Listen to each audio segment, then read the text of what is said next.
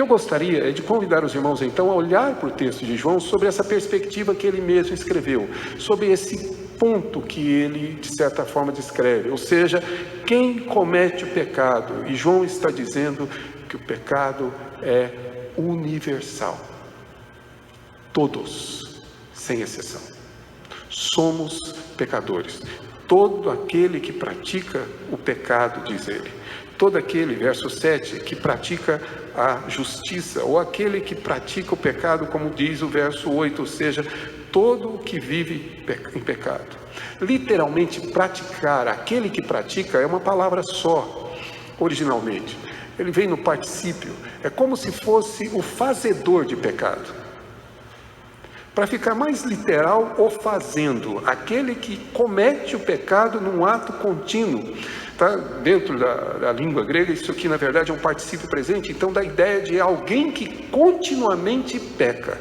Todo aquele que comete pecado, ou seja, todos são pecadores, exceto Jesus. Todos cometemos o pecado. A diferença aqui está quando ele usa a expressão na prática do pecado, ou seja, que vive pecando, aquele que continuamente peca. A ideia aqui é claramente de uma diferença absoluta. Aquele que crê em Deus, ele comete pecado, mas ele não vive na prática do pecado. Ele não tem o pecado como hábito. Esse é um ponto essencial para nós. Entendemos essa diferença, que não é muito fácil de compreender. Por exemplo, alguns anos atrás, e aí vão vários anos,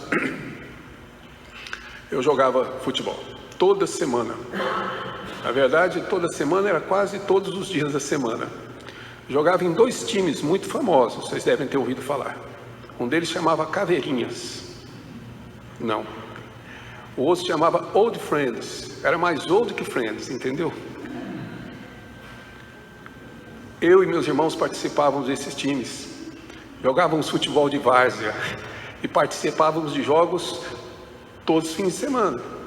Jogar futebol era um hábito, aliás era mais do que um hábito, confesso, era um vício. Podia estar cansado do jeito que fosse. Sábado eu jogava de manhã e jogava à tarde, porque só um período não era o suficiente.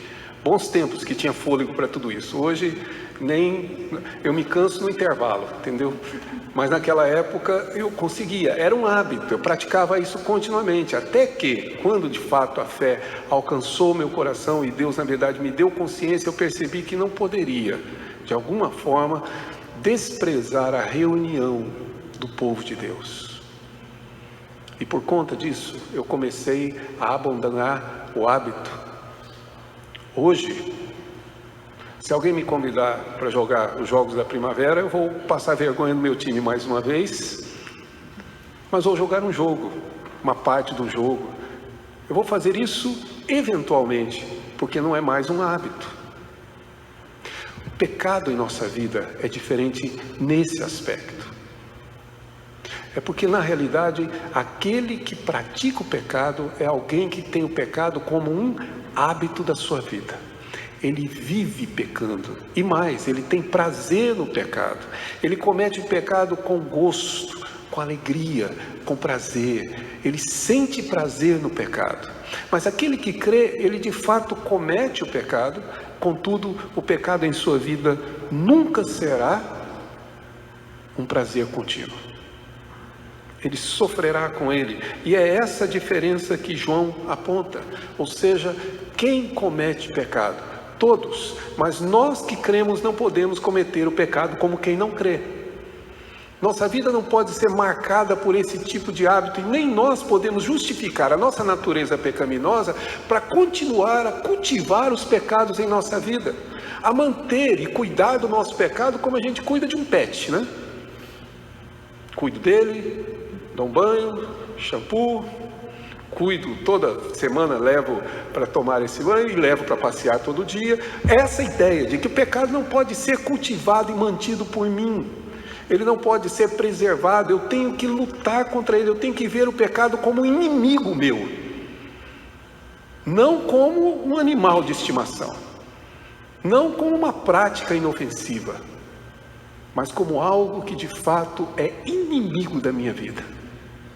Essa é a diferença. E por isso ele não é um hábito, ele é uma luta, uma guerra e um enfrentamento diário. Por isso é preciso que João defina o pecado para nós, que é o